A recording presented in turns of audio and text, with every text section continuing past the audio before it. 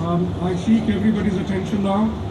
With the permission of the Honourable Speaker of National Assembly, I shall now read the court order authorising the oath taking and subsequent appointment of the Chief Minister.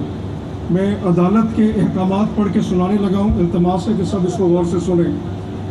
Para 16 of the court order reads as follows.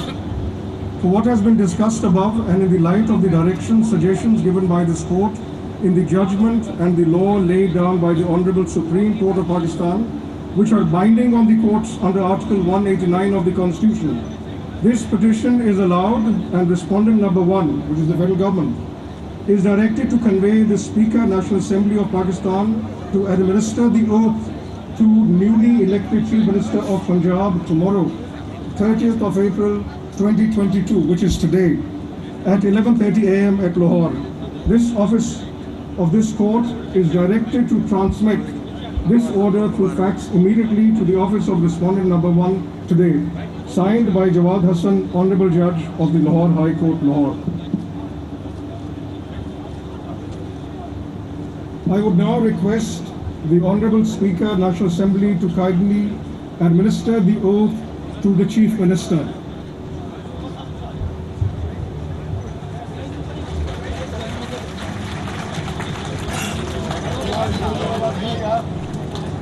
بسم اللہ الرحمن الرحیم. بسم اللہ الرحمن الرحیم. میں محمد حمزہ شہباز شریف صدق دل سے حلف اٹھاتا ہوں صدق دل سے حلف اٹھاتا ہوں کہ میں خلوص نیت سے پاکستان کا حامی اور وفادار رہوں گا کہ بحیثیت وزیر اعلیٰ حکومت صوبہ پنجاب میں اپنے فرائض و کارہائے منصبی ایمانداری اپنی انتہائی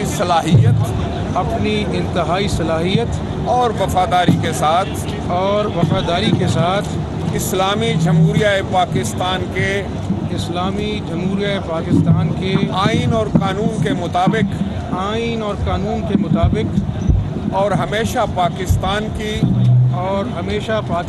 کی خود مختاری سالمیت استحکام یکجہتی اور خوشحالی کی خاطر انجام دوں گا کہ میں اسلامی نظریے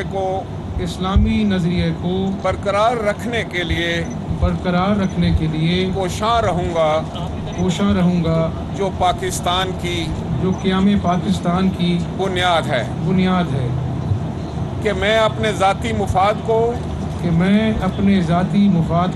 اپنے سرکاری کام یا فیصلوں پر اثر انداز نہیں ہونے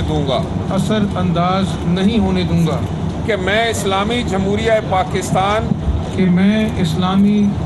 پاکستان کے آئین کو برقرار رکھوں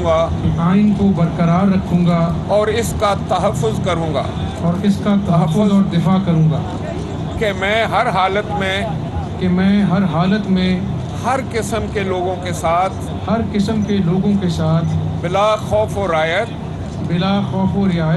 اور بلا رغبت و عناد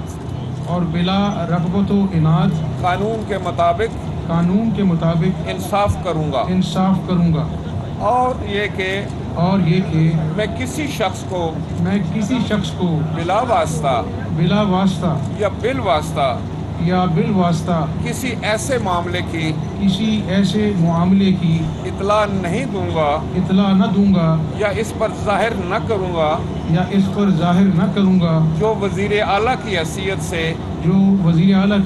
سے میرے سامنے غور کے لیے پیش کیا جائے گا یا میرے علم میں آئے گا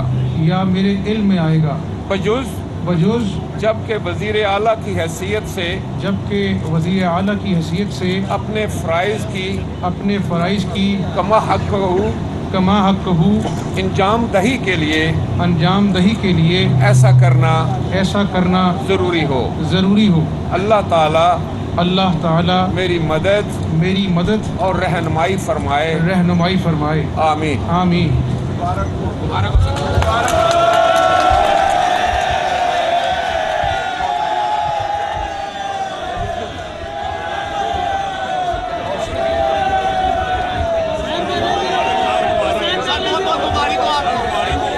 शहबाज ने बतौर बातों का सिलसिला शुरू हो चुका है और नारों की गूंज पे हमजा शहबाज ने वजीर आला पंजाब का हल्फ उठा लिया है।